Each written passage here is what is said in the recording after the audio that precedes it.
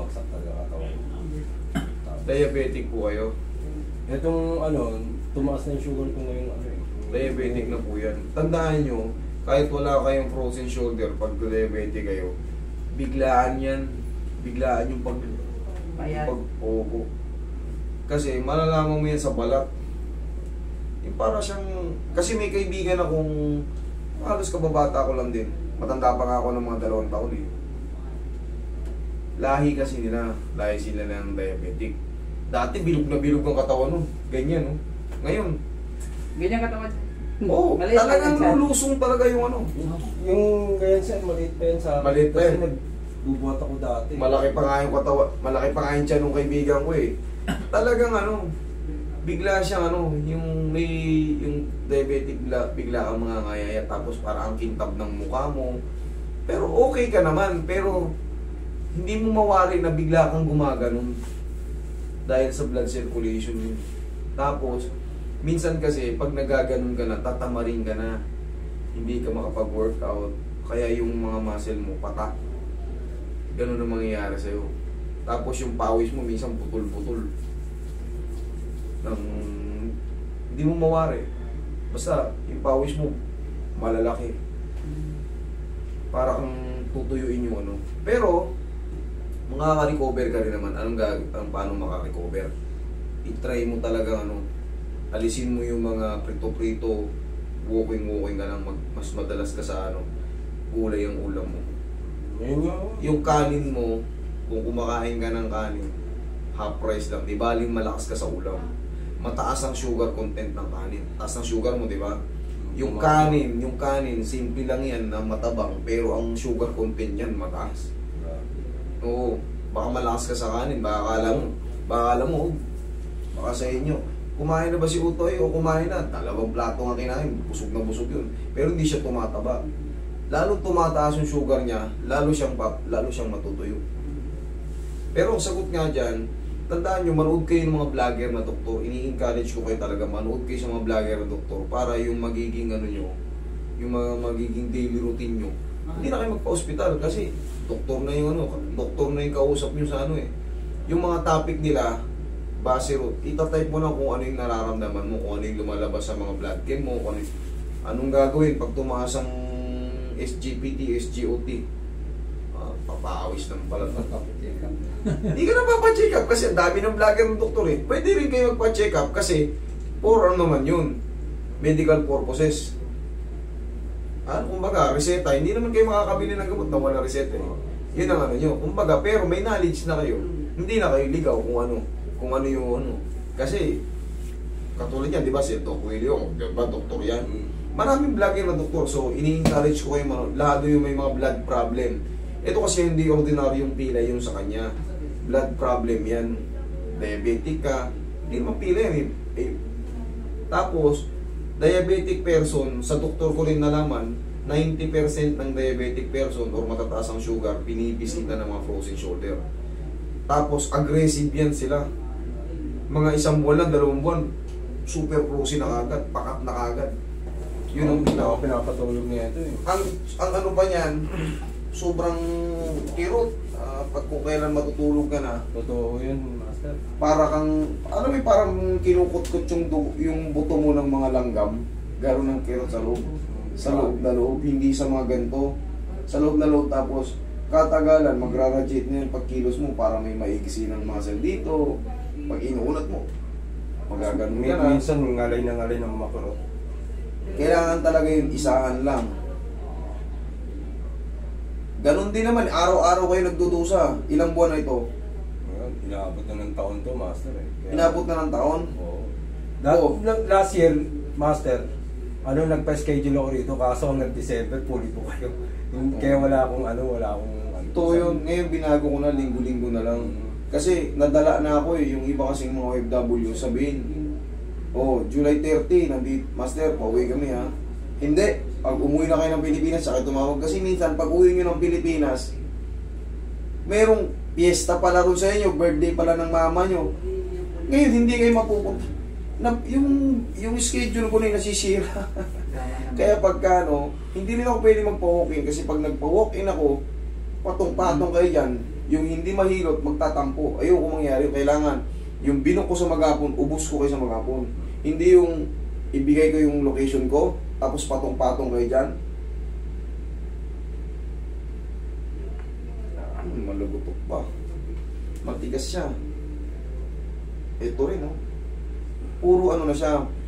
Pero hindi siya adhesive. Frozen siya, pero at least, hindi na siya adhesive. Ang adhesive kasi, ganito pa lang. Pero sa tingin ko, dinanas mo yun. Konting gano'n lang. Yan mga kasi. Naano ko yun. Yung konting galaw lang. Yun yung ano, yung nagpa-book talaga ako dito kaso wala police schedule. Once na lumampas na ng taon yung frozen shoulder nyo, kahit papano, immune na kayo sa sakit, bearable na siya. Pero talagang matigas. Yan ang ano. Yan ang pinagkaiba ng mga 8 months pababa. Kaya kung mapapanood nyo, kung nakakasubaybay kayo sa akin, ganyan ang ano ng frozen. Pero sir, ito nga, sana manood kayo sa mga vlogger na doktor. I-type nyo kung ano yung mga nyo para yung topic masundan nyo. Para hindi na kayo nagkakaroon ng mga panic attack. Kumbaga, ganun lang pala gagawin. Di sa umaga, di magagawin, ganun ako. Pero hindi yun one day process, ha? Tuloy-tuloy yun. Oo. Yan na kasi magiging lifestyle nyo. Pero magugulat kayo, 95 na ako, kakalakad pa rin ako, ha? Kasi pag yan pinabayaan natin, blood problem, stroke, kung ano-anong sakit, multiple, dialysis, basta may blood problem, pahihirapan kayo niyan. Katulad niya, sabi mo, mas malaki ka pa sa ganyan. Pero kita mo yung katawan mo ngayon, yung balikat mo, pag ano, no, laglag na laglag. Ano nagsabi mo, sir, ano eh, tabingin na raw maglakad eh. Hindi kasi ang laki mo nun tapos bigla kang tuyot na tuyot, makikita yung mga bone structure mo na ano, parang alalanganin. Okay lang, master, picture lang kayo. Sige po, dapat kanina nag-video kayo eh. Dito walang problema kahit anong gawin nyo. Ano nyo yan eh, sa inyo yan, hindi ako nagbabawal dito. Panood ko nga, master, yung vlog ni, ano, yung dumalaw si Jose dito eh. Ano yung okay si Jose? Wala akong magiging problema. Sa inyo na yan, kopya nyo yan, di. Para makita nyo kung ano yung procedure ko, ano yung sinasabi ko. Kung may mga kayo mag-anak kayong doktor, pwede nyo reviewin, ay, mali-mali pala eh. Bahala kayo kung ano. Tayo kayo, sir. Kumbaga, big ba? Ito nga kami isang linggo hindi natuloy. Kailan? Isang linggo yung nagkaroon ng emergency ba yun? Friday na, hindi na rin kayo ng Friday. Oh, Friday, sir. Hindi ba yun? Oh, Friday. May emergency, anak ko po. Kamusta naman yan? May upo pa rin, hindi kasi nadala na ako nung dati ng 3 months yun, naihimatay pa yung anak ko na yun, nangingitim pagka inuubo, hindi makahinga. Nito naman, Hindi naman ko asthma. nagni-negative nga eh, pag tinuturukan siya ng mga ano, doon lumalabas. Tinurukan na siya ng penta eh, ano yung penta na yan? Tsaka yung mga anti-ano, doon, inuubo yung anak ko, sipon. Tapos yun na, hindi na pag inubo na, dire-dire, hindi na marunong dumura yung bata, na-choke dito sa plema. Siyempre, pag na-choke yung ano, hirap huminga. Dadalhin ko talaga sa ospital. Hindi po pwedeng kakatakot yung mata, hindi mo maturuan, isinga mo, idura mo.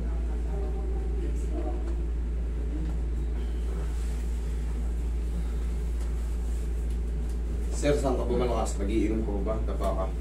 Kanin lang. Pati yung kanin, ha? Huwag kang magiinom ng beer. Hindi na gano'n nag-iinom, sir, kasi... Kung ano brandy ang inumin mo, red wine, ganyan. Hindi naman ng ano, punti. Hindi inom ng isang bisa drum. Tingnan mo, yung sugat mo, maliit lang pero parang agresibo, basa. Huwag kayong mag-inom ng beer. Ang inumin mo, kasi hindi yan pwedeng basa-basa tanggalin. Yung isahan, huwag gin. Brandy ang inumin mo, kaya red wine. Yan ang iinumin mo. Pakulao kasi yung... Napagastos pa. Mahal ang bread eh. Papakla. Ano gusto mo? ano, gin manghang eh. Yun kasi may sugar yung mga yun. Nakaprocess yung mga yun. Pero yung mga red wine, puro yun, binuro.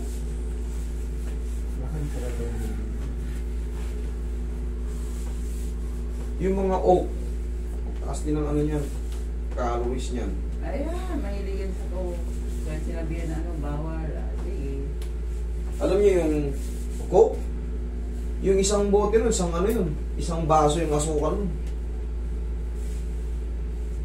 Pina-explain naman ng mga doktor yan, yun. Hindi kayo makakano, sir. Hindi kayo makarecover niyan. Bata pa kayo. Marami pang mangyayari dyan. Hanggat maaari. Walking. Kahit nagiinom kayo, sabi natin, granting na, nagiinom talaga kayo eh. Sinabi nyo na rin eh. Sa umaga, magbilad-bilad kayo, mag-walking-walking kayo, ha? Tapos yung kanin mo, bawasan mo. Mataas ang ano yan. Kasi kita ko sa balat mo eh. Ganyan na ganyan din yung balat ng kaibigan ko eh. Kung bata ako eh. Ganyan. Bata pa. Ano pa nga lang siya tinamaan eh.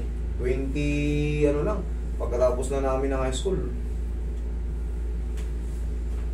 Parang mga 20. Talaga yung likod niya. Parang, yung likod niya parang nakaano.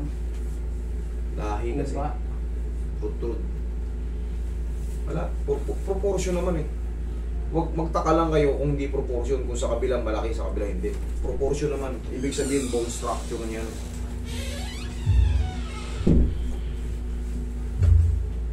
No.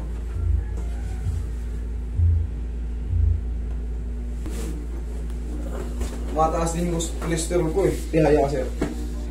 Hindi na kasi ako nakapagpapawis na kayo. Maghapon ako sa aircon. Lalabas ako rito. Wala nang araw. Tapos, hindi naman pwede hindi kumain, manghihina. Napapawili ako sa kain. Kaya ginagawa ko, nagpawis ako sa gabi.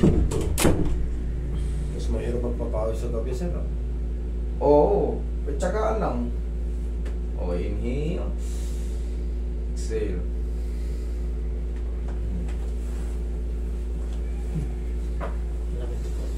Diyan ka lang muna, huwag kang tatayo. Baka may mag-react na agad. Tapos sir, yun nga, yun ang sikreto niyan, papawis. Tapos, magkakakain ka ng cucumber. Ako, ayaw ko parang nalasan. Ay, wala lasa. Nasa tubig lang. Yung amoy kasi. Lagay mo sa suka. Pero yun kasi ang taas ng water content nun. 96% yun ang pinakamataas na water content. Cucumber. Ano sa suka? May paminta. Okay, upo ka. Meron talagang ganun. Ako ang ayaw, hindi ko naman kinakain, itlog ng pugo. Paano ba yung cucumber? Ano po? Paano ba yung cucumber? Maraming dala yan. Water po kasi yun eh. Pambababa ng Pang-cleansing sugar ng- yun, sir. Oo, pang-cleansing ng ano yun eh. Nabubusog ka na tubig lang din nakain mo. Pero meron siyang ano, marami siyang vitamina. Yun ang sa lahat ng pagkain yung pinakamataas na water content. Kasi ayaw mo naman uminom ng tubig eh. Hindi kumain ka na lang ng ano. Tapos may bababa yung sugar niyan, sir. Sa uric. Yan ang ano ng mga sasakit sa tuhod. Ayan, sa uric, celery, cucumber, carrots, green apple. Yan ang pantanggal ng uric. Pag may uric naman kayo, liver naman ang tinitira sa inyo, ang sira. Kasi ang kinikreate ng liver, amino acid. Pag sumobla yan, nagkaroon kayo ng fatty liver, or pinakamatinding tama niyan, liver cirrhosis, yung pinaka-worst.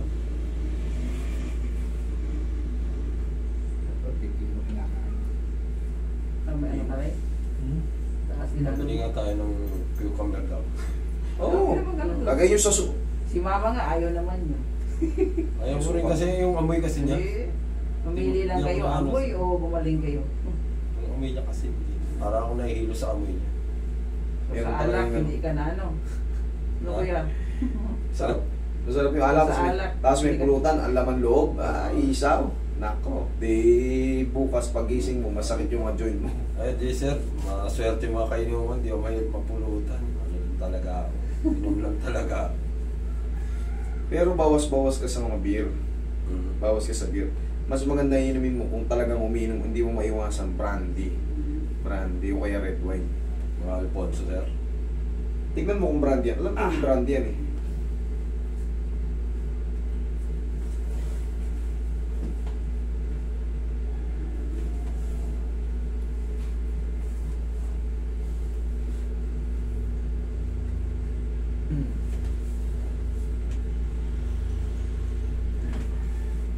Yan, hindi mo naiindahin yung mga ano, kirot-kirot. Tapos palagi mo lang gaganyanin. Inaano ko nga sir, ini-stress ko yung... Kanina, hirap siya pag umaabot dito eh. Abot na yan. Abot na. Abot na. May konti kirot talaga. Yung konti na yun, sir, ngayon lang kasi na-adjust, mag-aano yan, yung konti na yun. Day by day, maghihilom na yung loob kasi na-adjust na yung loob. Tapos, kahit tabigin mo na yan, pwede mo na rin ihigayan ng patagilid. Tapos yun nga lang, i-maintain nyo ng palaging ginaganito. Yan ang exercise nyo. Circling. Okay? Yan. Okay? Sige sir. Sige. Thank you. Thank you master. Po.